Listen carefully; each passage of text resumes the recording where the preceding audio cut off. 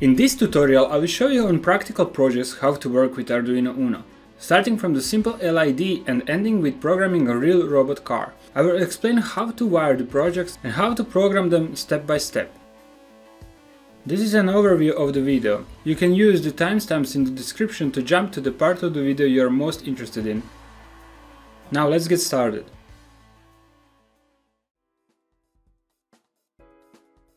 This here is an Arduino Uno clone. This Arduino board is most suited for making electronic prototypes. It's relatively big in comparison to Arduino Nano and Pro Mini, but it has the most friendly design. It's highly recommended to use this board if you are just getting started with Arduino. Arduino Uno can be powered in 3 different ways. The first and the most common is with the USB Type-B cable. This is also used to upload the code on the board. We are generally going to use this type of powering when we are testing our prototypes and the code. The second way is to use a power source with a power jack cable, also known as barrel jack. The power source can be from 7 to 12 volts, which is then regulated by the board to 5 volts. This type of powering is recommended to be used on finished projects. The difficulty here is that we would need to have a barrel jack cable on our battery. The third way does not require a power jack, but also allows direct charging from the battery. The battery here can be directly connected to the pins on the Arduino Uno. These pins are VIN for the positive voltage and GND for the ground or negative voltage. For this method we can also use 5 volts pin and GND, but the voltage needs to be regulated to 5 volts before it gets to the board. On these projects we will use VIN and GND for the input current and 5 volts or 3.3 volts pins for the output current. Lastly, I would like to mention the reset button on the board. If you upload a code with a simple non-repeatable routine, we can simply use this reset button to start the routine again. This will be demonstrated in the programming part of the video. Now I would like to demonstrate Arduino's capabilities on a couple of mini projects. Let's start with the digital input-output pins. The best beginner project is a simple LED blink project. LED means light emitting diode. With it, we have to be careful and distinguish the positive from the negative connection. It is quite simple because the positive connection is always longer. We are going to connect the positive side to the digital pin 13 and negative side to the GND right next to it. Using the first method shown earlier, we are going to power up the Arduino and upload the example sketch blink. When we first open up the Arduino IDE, we can see 2 separate sections, void setup and void loop. I will now show you the difference between the two. But first we need to set up a variable that represents the LED in the code. The most common variable type is integer. It's a variable type that stores 16-bit numbers. Our LED here will be represented with the LED pin variable. The pin in use is 13. We need to set the pin as an output. That's always done in the void setup.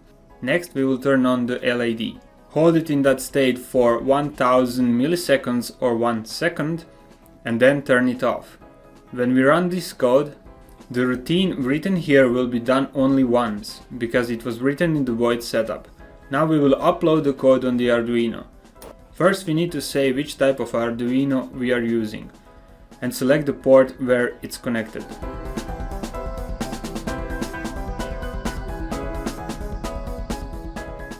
To open up a blink example, we need to go to File, Examples, Basics, Blink. I will first remove the comments and add our variable. Here we can notice that the pin mode is still in the void setup, but the code is in the void loop section. Second thing that we notice is the additional delay of 1 second after we turn the LED off. We need to do this here because the code in void loop will repeat itself until we turn off the power. And if we don't delay the off state, we would not notice it being turned off, because the Arduino works much faster than we are able to perceive. Simply said, void setup is used to run parts of the code which should be run only once, and void loop is used to repeat the section of the code continuously.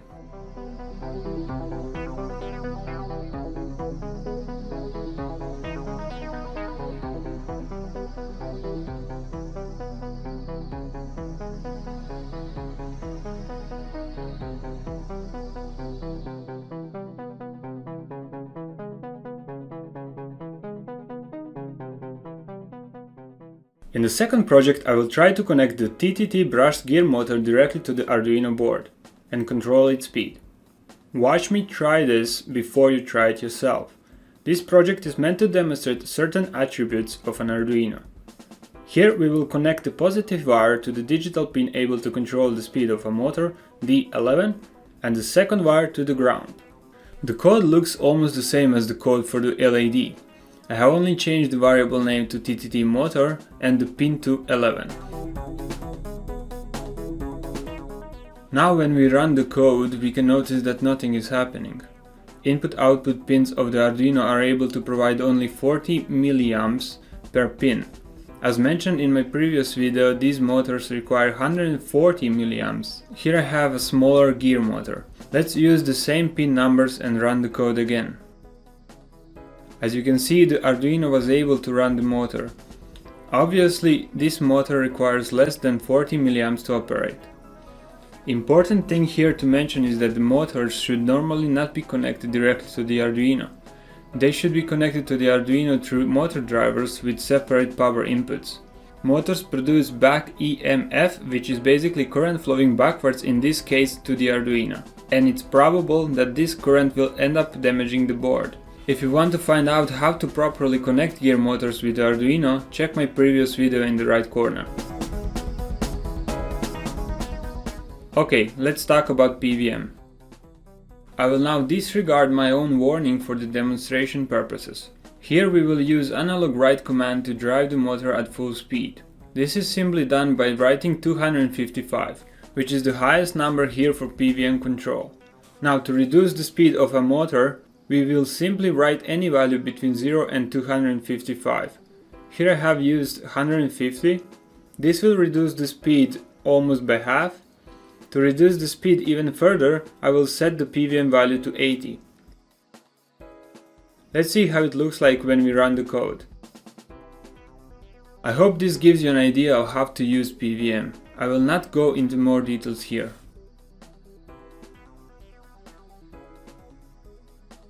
We can also use PWM with the LED, but there with the PWM we will reduce the brightness of the LED. The third project is a push button and we are going to use it to blink the LED. We need a breadboard of any kind. We will connect the 5V output and the ground from the Arduino to the breadboard. Use the digital pin 2 as an input. We need to connect this digital pin through a pull-up resistor, here 2000 ohms. The resistor is used to protect the pin from high current. The second part of the push button needs to be connected to the ground.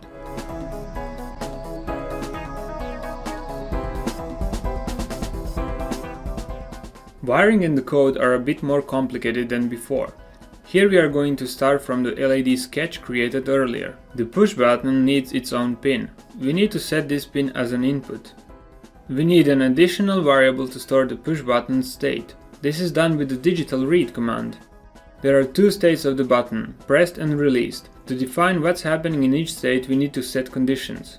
We are going to use if statement and define. If it's high, meaning that the circuit is closed and the push button released, turn the LED off. If not, in this case the 5V from the Arduino is connected with the GND, meaning the button is pressed, then turn the LED on.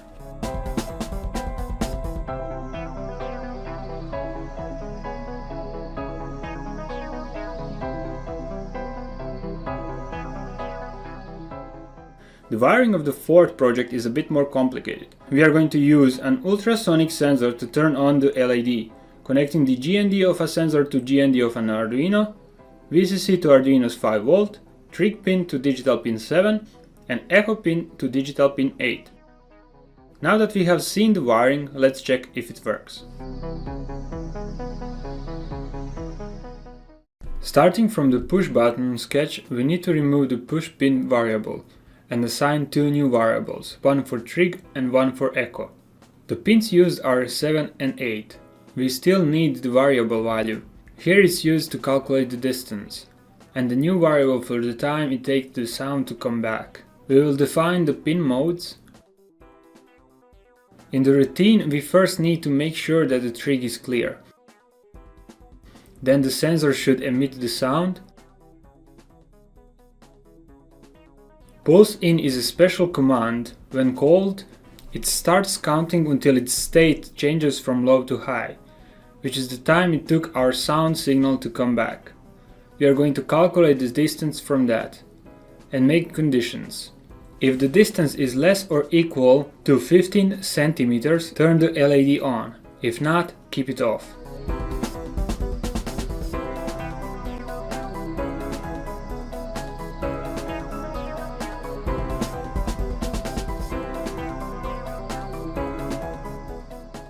The last thing that I would like to show in this video is how to program a small routine for a simple Arduino robot car.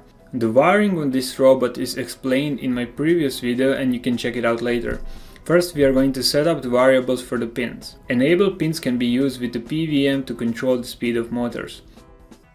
We need to set all of the pins to output. Our simple robot car will firstly move forwards for 1.5 seconds. The direction of motor rotation is determined by the values on the input pins. For motor A, those pins are input 1 and input 2, and they need to have different values. If input 1 is set to high, then input 2 needs to be low, otherwise the motor won't spin. With this set of commands, we have said to the robot that it should stop and hold for 1/2 second. Let's just copy this and create the movement in the opposite direction, also stopping for 1/2 second. We are again going to copy these two routines. This time we are going to make the robot turn in place by setting the motors to spin in opposite directions. And lastly, we are going to turn the robot in the opposite direction and make it stop.